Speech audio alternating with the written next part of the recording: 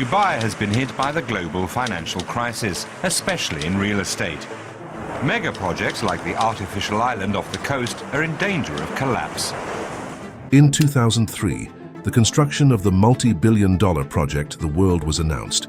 The cost of this land reclamation project exceeded $2 billion, which, accounting for a 59% inflation rate as of today, would amount to a staggering $14 billion in US dollars. The man-made, an archipelago of small artificial islands in the shape of a world map located in the waters of the Persian Gulf would be home to luxurious houses and touristic hubs, and just short boat rides. Distances between islands average 100 meters. But today, with the completion of these islands, after 20 years of time, there is hardly anything built on them. What happened here?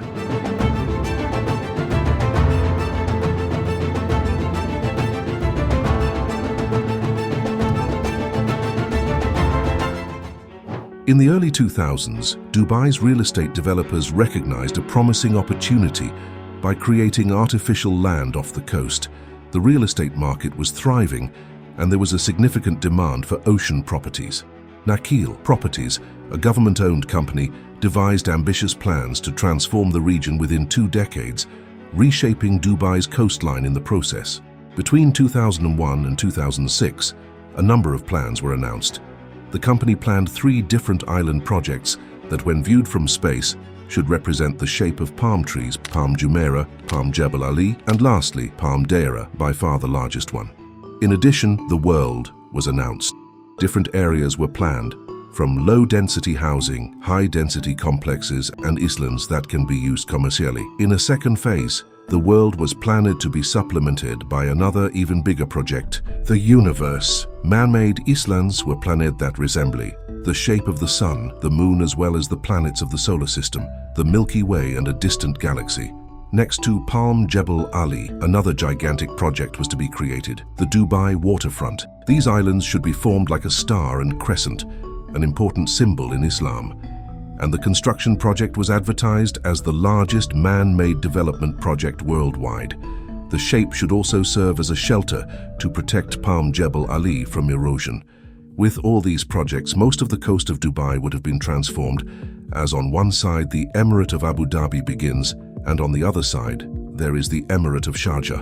In retrospect, the level of confidence with which these projects were advanced is astonishing. But the islands were seen as prestige projects that served the larger goal of developing Dubai into a major tourist hotspot, and thereby creating new income sources for a place that gained most of its wealth through the extraction of oil. Now let's take a look at what happened to these ambitious plans. In 2001, Nakheel Properties started building the Palm Jumeirah. This project alone would double the length of the coastline of Dubai. In 2006, the land reclamation was completed, and the first apartments were already handed over.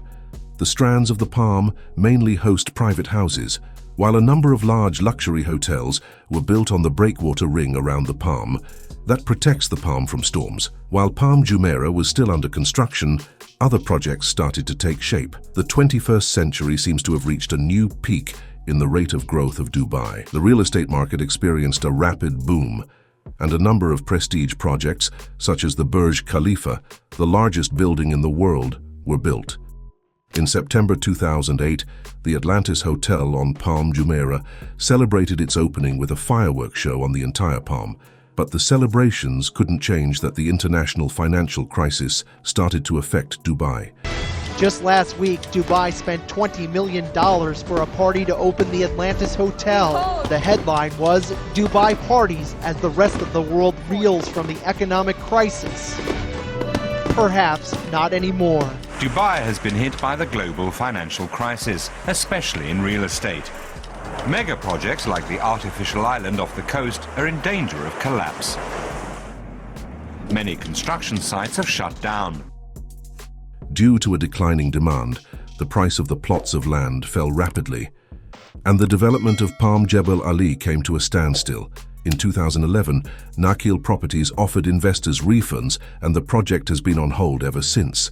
The empty sandbanks that reach 7 kilometers or 4.3 miles into the sea appear strangely forgotten. The palm is located behind the Jebel Ali port, with no city development near it.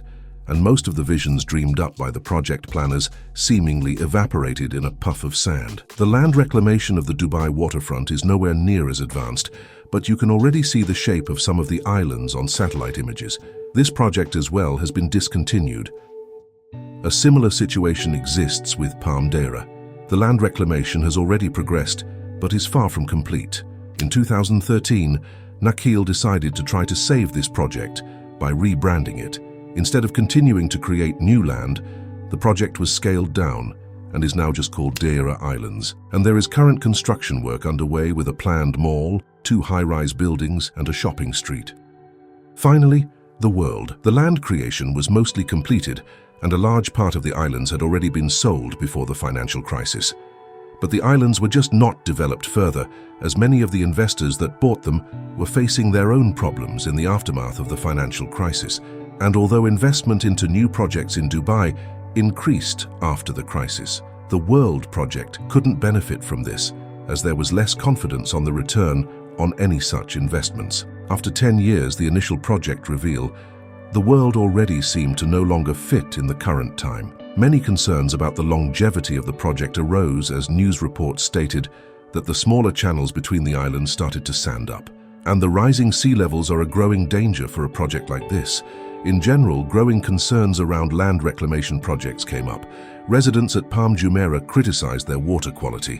While the breakwater is necessary to protect the palm from erosion, it also hinders the natural tidal movement, and the seawater within the palm became stagnant. Additionally, environmental concerns got more attention. Piling up hundreds of thousands of tons of sand on a seabed that previously had been almost evenly flat has an impact on marine ecology. The islands are composed mainly of sand that was dredged from Dubai's shallow coastal waters, and there are concerns that this leads to a destabilization of the coastal soil, which can lead to an erosion of the natural coastline. In addition, the coastal soil is destabilized, which can lead to an erosion of the natural coastline. Even if these consequences have been known for a long time, it is becoming increasingly difficult to market projects that are considered environmentally harmful. Many of the projects promoted in recent years are therefore trying to incorporate environmental compatibility. In addition, the difficult living conditions of migrant construction workers in Dubai is a topic that is receiving more media attention. Nevertheless, there are development projects on these islands that are starting to take shape. Initially, there was only one island that had been developed. The villa served as a show house to promote the project. In summer 2012, the Royal Island Beach Club opened on Lebanon Island. The club hosts daytime tourists that can get there by boat. The biggest project, however, was announced in 2014. An Austrian real estate investor plans to develop a number of projects on the European islands. The project is called the Heart of Europe, and the goal is to create kind of a mini version of Europe, with luxurious hotels that are inspired by places like Venice or Monaco. In addition to a number of restaurants with European food, the investor also plans to build a plaza on the Swiss island where there will be artificial snow falling. The project is currently under construction, and time will tell whether it will bring the desired economic success. There are risky development projects almost everywhere in the world, and everywhere in the world, some of them fail. In urban development, prestige projects often serve a greater role than being financially successful on their own, as they can attract tourists to a region and therefore support the greater local economy in a variety of ways. In addition to attracting tourism, such prestige projects also often serve as national pride, or they intend to symbolize the start of a new era, for example by using new construction methods or by breaking world records. Now, if Dubai is questioned for creating planned landmarks, then the same criticism must certainly be applied elsewhere as well. But still the question remains, how these projects that changed the coastal landscape of Dubai will be viewed in retrospect, at a time when Dubai's growth slows down and when the ambitious dream that this city represents stops being built and just has to be lived. Well, I am sure you are going to love to watch our video about artificial islands ever made on our channel. Make sure to subscribe to us and never miss our amazing videos like this. Thank you for watching, and we will see you in the next video. Till then, stay tuned.